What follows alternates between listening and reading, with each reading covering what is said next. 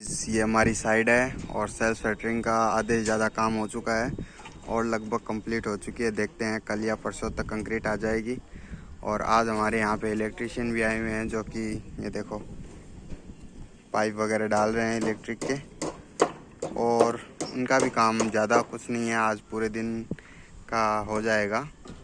उसके बाद ये चले जाएंगे, उसके बाद हम कंक्रीट डाल देंगे इसके अंदर और छत तैयार हो जाएगी। और देखते हैं फिर बाकी हमें क्या काम मिलता है। अभी मैं जा रहा हूँ चाय पीने, चाय का टाइम हो चुका है। सो गाइस, आप लोग कैसे हैं मुझे भी बताते रहिए।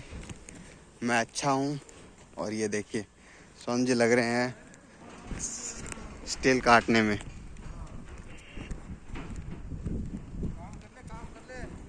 और सोन जी क्या हाल चाल? ये देखो